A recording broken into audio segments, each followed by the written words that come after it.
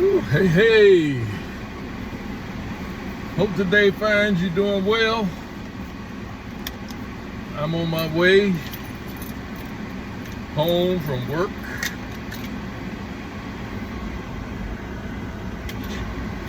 Oh, let me get this put together.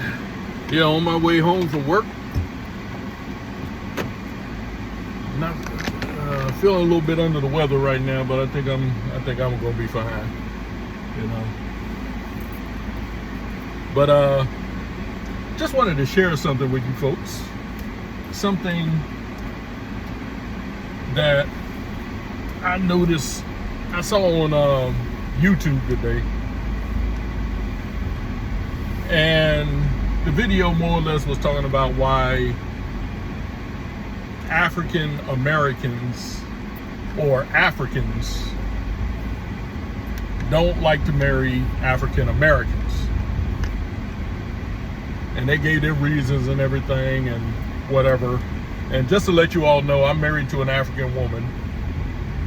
She's from Liberia. We've been married going on 21 years. Best wife ever. Couldn't ask for a better wife. Never.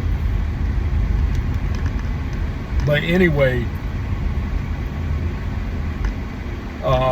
we've been married, like I said, going on 21 years. It'll be 21 years in November. And I understand what a lot of people see about, Africans marrying African Americans. Because when I met my wife in 2003, but we started dating in 2004.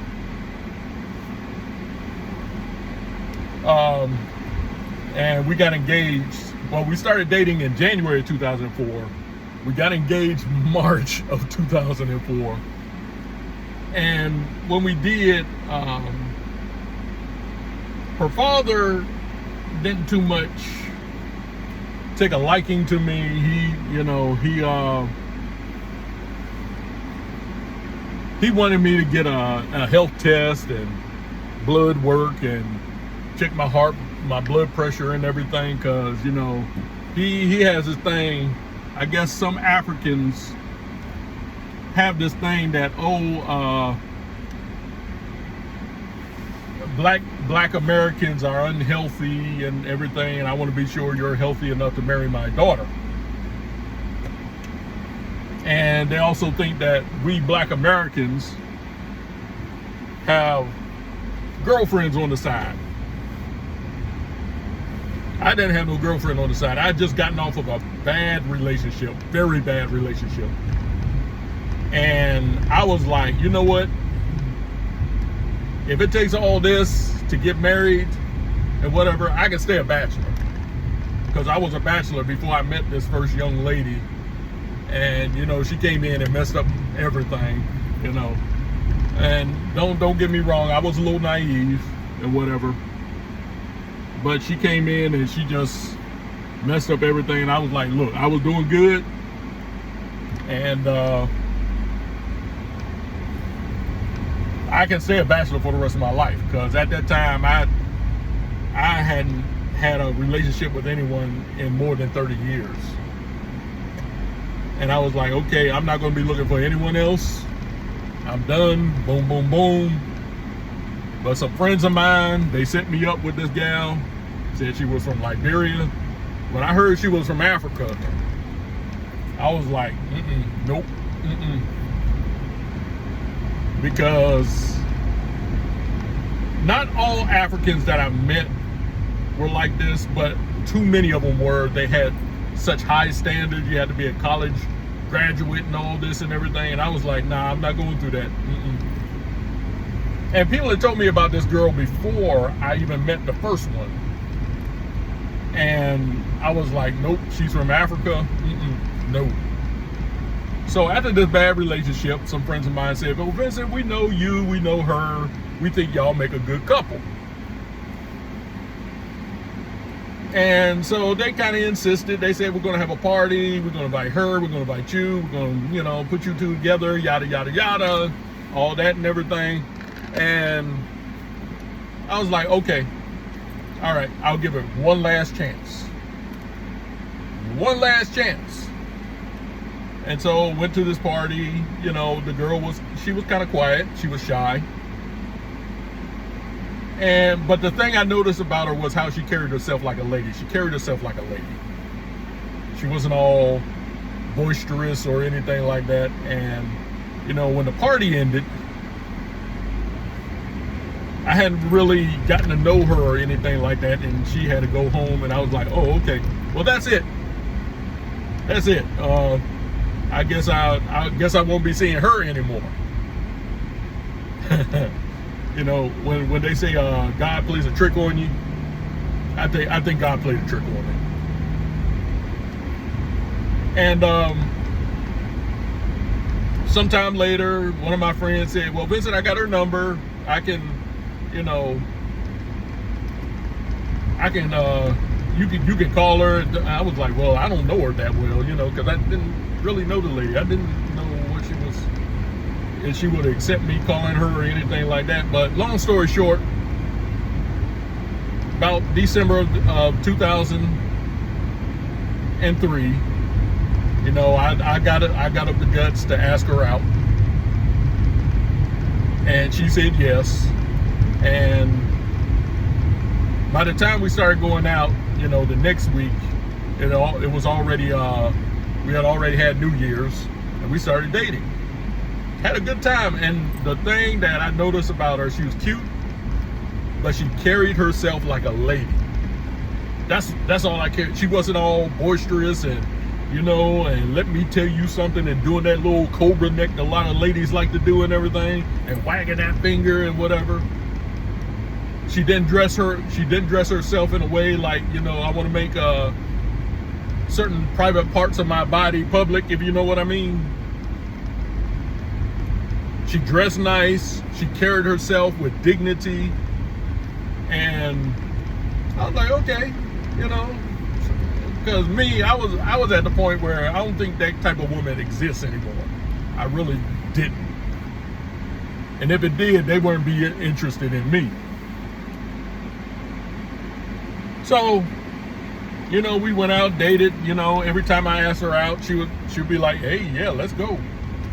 And she was a lot of fun. She really was. And I'd come to the point, you know, just after a couple of weeks, I was like, now, this is the lady I want to marry. I want to marry this girl, you know. So, you know, we had a little up and down, you know, whatever. At one point, I thought, you know, I would never be friends with her anymore, you know, because I was taking it a little bit too slow. I was trying to be cautious. And one day I just decided, hey, you know, I'm gonna lay it all on the line. I'm just gonna lay it all on the line. And, you know, I'm gonna ask her to marry me. I bought a ring, whatever. And we had just gone to see The Passion of the Christ. That movie, that movie took the edge off of me emotionally. And we went home, went to my apartment to play some Uno. And I slipped in an Uno card. I wrote on there, will you marry me? And when she picked it up and she saw it, you know, I was like, oh, I think I got her, you know. So I went into my jacket and pulled out the ring and asked her to marry me, and she said yes. She said it right quickly too. And so it was official, you know. And people were like, oh, you're getting married, yada yada yada yada. And people were telling me, oh, Vincent, you got a good one, and everything. And I knew that. And let me tell you all something about the courtship period. I did not one time did we hold hands or kiss or anything like that. We didn't do any of that. I knew I wasn't going to do it, and she didn't even try it. And I was like, oh yeah, this is the woman I want to marry. So 8 months later, November, we get married. But before we got married, you know, she wanted to tell her father that she was getting married. And, you know, I wanted to respect her and say, you know, let me talk to your father, yada, yada. And so I talked to the father, and the father said, yeah, I want you to get a health checkup, and, you know, I want you to get the results to me, which I thought was kind of funny. But I said, you know what? I love her so much, I'll be willing to do that. And so she calls me back, said, Vincent, don't do that. Don't do that. You know, because, you know, he thinks you got a girlfriend on the side because, you know, I guess because I'm a black American, you know, a lot of people think we're a bunch of players. I'm not a player. Never was a player. Didn't even know how to play the game, to be honest with you. But she said, Vincent, don't do that. You know, and she was telling me her father, you know, he was involved in infidelity with her mom and everything, and said don't even do that, you know. So I said okay, but I was willing to do it, you know, because this is the father of the woman I wanted to marry and everything, and her father was telling her not to marry me because, you know, he's a black American, and, you know, he's probably unhealthy, you know. And her father probably expected her to marry a doctor or a lawyer, you know, which I don't understand parents that want a pre-made spouse for their child. I don't understand that. You know, if you're working at McDonald's, which I wasn't working at McDonald's, but if you're working at McDonald's, nah, he's not good. You need someone who's going to be a doctor or a lawyer or something like that. You know, and a lot of them think like that. A lot of African people think like that. You know, you got to be a college graduate, stuff like that. And so her father wouldn't give the blessing for her to get married. But here's the problem. She was 30 years old at that time. I was 35. She hadn't seen her father since she was a teenager, since the late 80s. And I'm not going to go into the story of that. Maybe one day I'll do that. But she hadn't seen her father in a long time. More than 10 years, probably 15 years.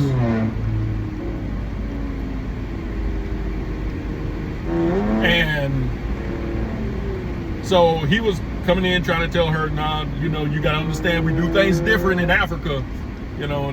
But she and I, we were in love, and we weren't paying attention to that. We were in love. And she was 30 years old. Matter of fact, the minister, the preacher who married us, he was telling me, he said, I don't know why a man thinks he can control the life of a 30-year-old woman. Well, by the time we got married, she was 31. But he was like, you know, I don't understand how someone thinks they can control the life of a 31-year-old woman. And I was like, yeah. But the funny thing about it was she wrote a letter to her dad, said, you know, I really want your blessing and everything, stuff like that. And he said, I won't give you the blessing. And he told her that, you know, we do things different, you know. And so we went ahead and got married. We were going to get married anyway. We got our driver's license, our marriage licenses. And the day we were to get married, I'm in my home. I'm a little nervous, you know, getting ready, you know, to go to the church to, you know, tie the knot. And I get a phone call. And the phone call is from my pastor. And my pastor asked me, he said, Vincent, you ready? I said, yeah, I'm ready. He said, I'm going to tell you your fiance's father called the church today. I said, oh, really? He said, yeah, he told me not to marry you all because he didn't give his approval to you all getting married. I was like, what? And I was about to tell the pastor, I said, we've been trying to call him, you know, talk to him and whatever. And now all of a sudden he doesn't want us to get married. And folks, I'm not making this up. But the pastor, he told me, he said, Vincent, hold up. He said, you got your marriage license? I said, yeah. He said, she got her marriage license? I said, yeah. He said, well, that's all you need to get married in America. And my pastor was done with it. Something else to say too, she had an aunt here who lived in Durham. She stayed with this aunt for a while before she moved out. And this aunt was telling me, you know, that I had to break open a cola nut. And she was telling me, you got to do this and you got to do that and got to do this and everything. And I don't know if anyone saw the grin coming on my face because I thought it was funny. Break open a cola nut? Are you kidding me? And so after we visited her aunt, she introduced me to her aunt and everything. After she introduced me to the aunt, she said, Vincent, don't pay attention to what my aunt is saying. And I said I was gonna pay attention to it anyway. I thought it was kind of funny because I'd already learned a lesson from her father, and this was the aunt. So I was like, you know, I'm not as, you know, giving for the aunt as I would have been for the father.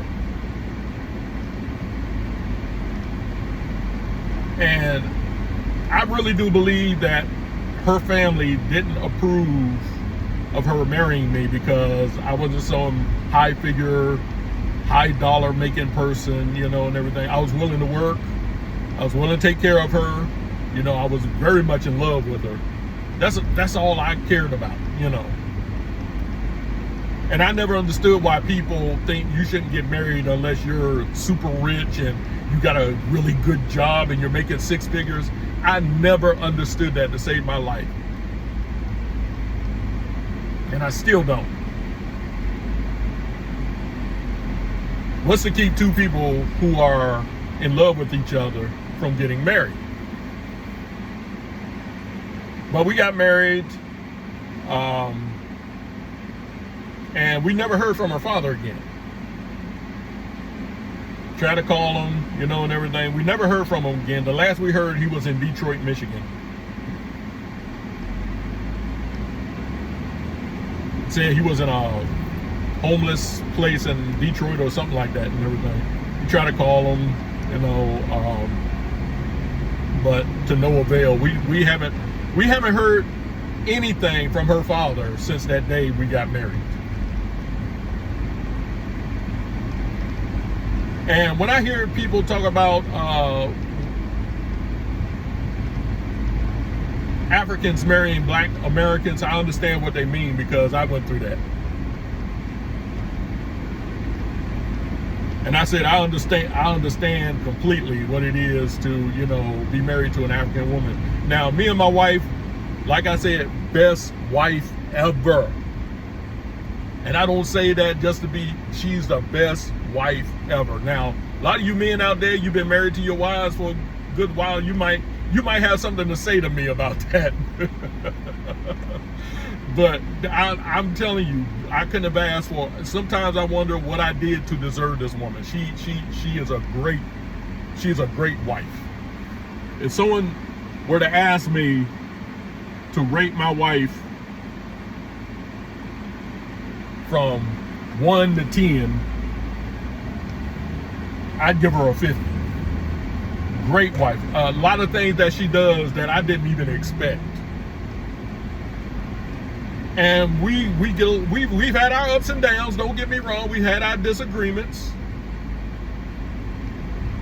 There have been times I rubbed her the wrong way. There have been times she's rubbed me the wrong way. But we always settle it quickly, get it over. We handle it quickly. Boom, it's over. And my wife is the type of person, when she gets mad and you blink your eye, she's no longer mad. She doesn't stay mad. I've never had I never had a time where I woke up in the morning and she's just looking at me like, I can't stand you. I hear a lot of people talk about that. I've never had that with my wife.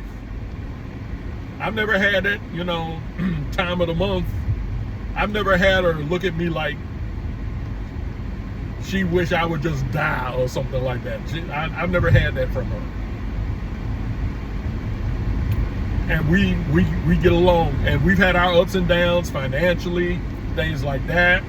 Lost jobs. Well, she didn't lose hers. I lost a couple of jobs, and she was right there. She's always there.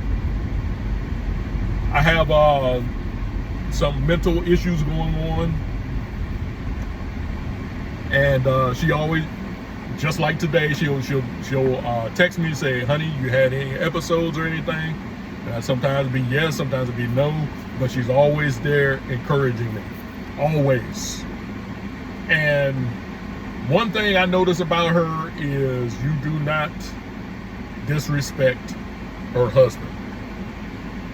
You disrespect me in any kind of way, you are going to get on her bad side real quick. And same thing with me. Same thing with me with her. You know, you can disrespect me all you want to, but you disrespect her, oh, you're on the wrong side of the hurricane. I'm just gonna let you know that. You don't disrespect my wife. My family loves her, which, you know, they just loved her, you know. My stepdad, he's no longer around, but he just thought the world of it. He was like, oh, Vincent is getting married, you know. They made it their option. They made it a priority to make it to my wedding because they love my wife so much. Sometimes I think they love her more than me, but I digress. But anyway, she's loved by my family, and we respect one another. And all I can say is this. When you meet that special someone, it doesn't matter what anyone else thinks about that person. If you all are willing to respect one another, and you all are walking in respect and you love one another, it does not matter what anybody else thinks. Be it family, friends, or anything like that. If you two are willing to walk in agreement as husband and wife and are willing to respect one another, it doesn't matter. And I know a lot of people out there, they might think that you should not get married unless your family approves of it. But suppose every person you fall in love with, your family doesn't approve of them. Then what then? And I want to say this to families, to parents, and whatever. There's a time you gotta cut that umbilical. You gotta cut the cord. Let your kids go out there. If they fall in love with somebody, all you need to care about is, are you going to take care of my daughter? Or are you going to take care of my son? Are you going to respect and love my son or my daughter? That's all they need to understand. Not if he's a college graduate and he's pulling in six figures and, you know, he's a local dentist or something like that. That's not what you need to be concerned about. Because I told myself we don't have kids, but I was like, I don't care who you marry. I don't care who you marry. All I want to know is the person that you marry going to treat you with respect? That's all I care about.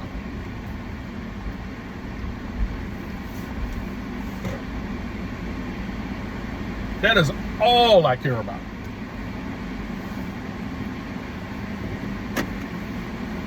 But a lot of us, we're so caught up in, you gotta have the finances and you gotta be this and you gotta be that, and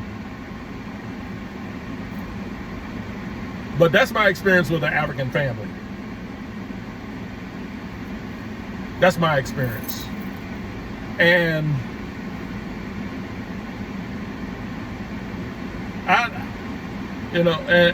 like I said, I understand what people mean when they say, Africans don't like to marry African Americans. And it's a culture clash right there, really. Even though we're black, but there's still a clash of cultures there. And a lot of us were like, you know, don't marry the white folks and everything and whatever and stuff like that. But there are African people who treat you just as bad as any white person would, you know. And I'm not against anyone marrying anyone white. Like I said, I could care less if you marry someone from the far side of China, as long as y'all gonna respect one another. But like I said, we respect each other, we love each other, we appreciate each other. And that's why we've been married for almost 21 years. Yes, we've had our ups and downs. We're going to have more ups and downs. But I'm glad that I'm able to go through life with someone that I can actually call my partner in life. So I just say that it was just something that was on my mind today, you know. And I just wanted to mention something about it. But folks, don't if he doesn't respect you, if she doesn't respect you, don't try to foster a relationship with that person. If you notice that they're not respecting you, cut it off. Really. But all I can say is I'm glad I met somebody that I'm compatible with after spending 30-something years thinking that nobody would be compatible with me. But hey, and I look at it like this. If I can find somebody that I'm compatible with, anybody can. But anyway, I'm going to leave it at that. You all take care of yourselves. Stay safe out there. This is Vincent E. Brown. I'm signing off. And until the next time, I'll see you on the rebound.